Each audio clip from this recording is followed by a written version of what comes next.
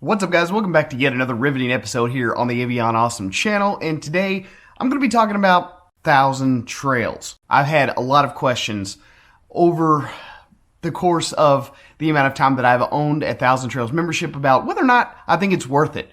So I'm 6 months in. I figure, you know what? I should go ahead and do my assessment as of this point right now. So being a 1,000 Trails members has a lot of benefits to it. The number one benefit is being able to go to a certain place and know that you're going to have a really nice, safe place to park your rig while you explore the local area, check stuff out, go and explore and do touristy stuff if you want to.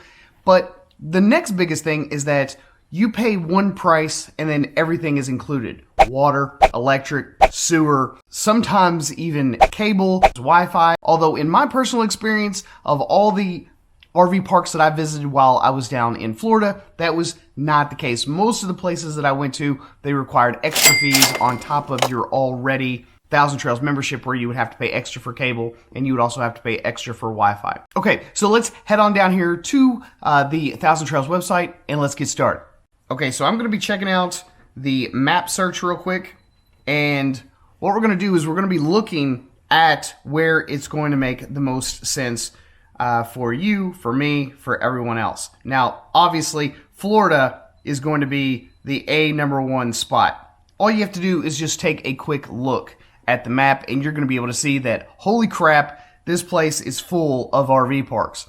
Not only the 1,000 Trails and the Encore parks, but also lots of other ones in between if you happen to really want to get close to a certain area and you want to take advantage of what that area has to offer. You can pay for other ones. So other memberships like RPI, Coast to Coast, and stuff like that, Good Sam's, they're going to come in handy too. But sticking strictly with 1,000 Trails, Florida makes the most sense if you want to, say, make the most of your 1,000 Trails membership. The number one reason is geography.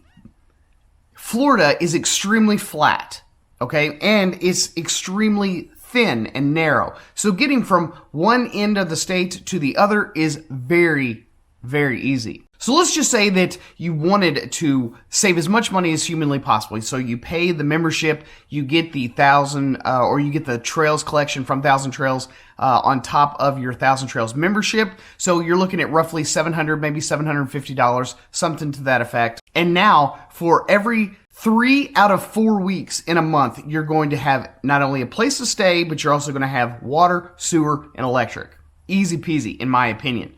So Florida is the number one best place to save lots of money, because to get from one park to the other, it doesn't take that long. To get from one park to the other isn't that hard. The entire state is flat. There's no rolling hills. There are no mountainous regions. It's easy to tow in the state of Florida because it's low elevation. There's no mountains. There's no hills. There's no nothing. So it's very easy to drag whatever you have behind your truck, get to where you're going, park your rig, and then you can explore either on foot or via bicycle.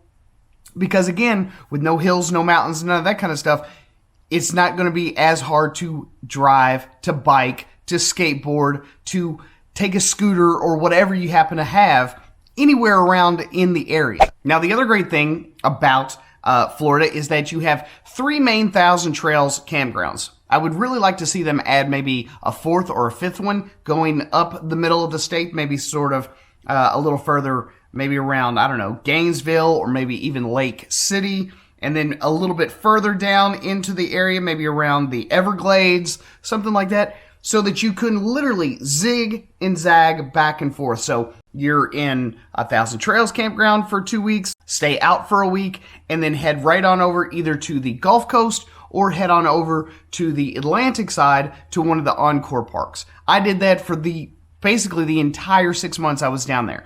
I went to 1,000 Trails, stayed for 2 weeks, had to be out for a week, and then went to an Encore for 2 weeks, had to be out for a week, and then went back to 1,000 Trails. It was extremely easy to get back and forth, to go to different little locations all over Florida and not have to spend any more than what I had already originally invested. So if you're looking to get into 1,000 Trails and you want to maximize your investment, Florida is the number one spot in my opinion, especially if you are 55 and under. If you are just looking to simply save money, go to a park, park your rig, don't do anything, save your money. But if you do want to do a lot of stuff, it's not like there isn't plenty of activities to do in Florida. Plenty of water, plenty of parks, plenty of theme parks, plenty of touristy attractions. There's Kennedy Space Center, there's beaches, there's swamps, there's airboat rides. There's just a million different things that you can do in Florida. So it makes it a very desirable location. Now, in my opinion, all of these parks they're a good choice if you are looking to save a lot of money or if you're looking to stay in a particular place. But there's only a couple of other places in the country where I think that you can maximize it if you happen to meet certain criteria. Arizona, for instance, only has one official Thousand Trails campground. All the rest are age-qualified Encore parks. So if you happen to be over 55, Arizona is going to be the next best spot you can go if you're over 55. So you can go to the Thousand Trails Park here in, it's just south of Cottonwood, Arizona. And then all of the other Encore parks are south of that. So you could do Thousand Trails for a couple of weeks, bounce down to one of the Encore parks for a couple of weeks, and then come back to that 1,000 Trails. So in theory, you could maximize the amount of money that you make there if you're 55 and over. If you're not 55 and over, you're probably more than likely going to have to do a lot of boondocking in Arizona and then go every so often to the Cottonwood location in order to recharge batteries, clean out your tanks, get laundry done, whatever it is you have to do. The next best place that I think that you can maximize your investment is going to be in Southern California. So if you already happen to be in that area, you're going to find lots, and I do mean lots of parks. You're going to find more Thousand Trails in Southern California than you're going to find Encore parks. But the same rules apply to both parks. In 2 weeks, out 1 week. So in Southern California, you've got an Encore park just north or right around Pismo Beach. You've got one in the Los Padres National Forest, just north of Santa Barbara. And then you've also got one here just south of Palmdale. And then you can just simply jump back and forth to any of these parks. If you want to just go, stop, save your money, these are going to be the best places for you. Honestly, Sacramento is another good spot if you want to spend your time in the northern part of California. Obviously, you're not going to have as good of weather year-round in this area, but you do have a large choice of parks and places that you can go, that you can bounce back and forth between. Now, during the summer months, if you're looking to maximize the amount of benefit that you can get out of your Thousand Trails membership, Portland area is also going to be a really great area to maximize that investment.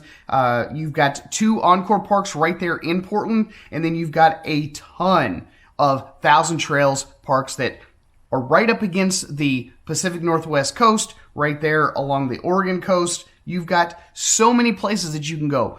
Most of them are all within roughly an hour, hour and a half drive from one another. It will be super easy to, again, maximize that investment. Now, if you happen to be more of a, East Coast kind of guy or gal, you're going to be able to find lots of stuff going up the Eastern Seaboard as well. What you're trying to do is you're trying to find some parks that are in extremely close proximity to one another. If you're trying to maximize that investment and you want to squeeze as many nights into your membership as possible, you have to find areas that have lots of parks really close by.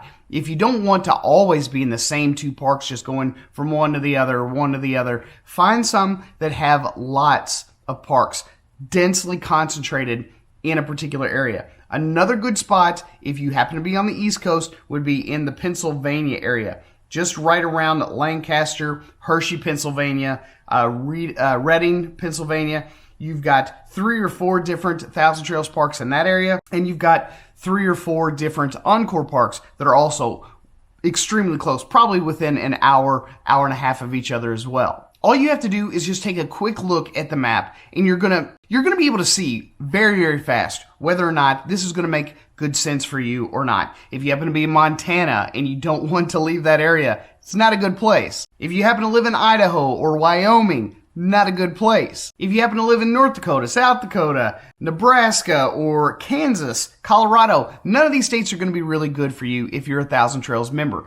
If you don't mind the drive, if you don't mind moving over for a few states and staying in those areas, either say for the summer months if you're further up north, or in the southern states during the winter time, then you're going to be fine. It's really a great investment, especially if you're just looking to save money, live more simply, see a few new things by going to these different places from time to time, and then going back to a home base every so often. Whatever your circumstance might be, you can do that. Also, I want to give you all a quick update. It's been around for a while. They fixed the glitch in the Thousand Trail system. During the latter months of 2018, there was a glitch where you could get a park at Thousand Trails and then immediately jump over to an Encore park.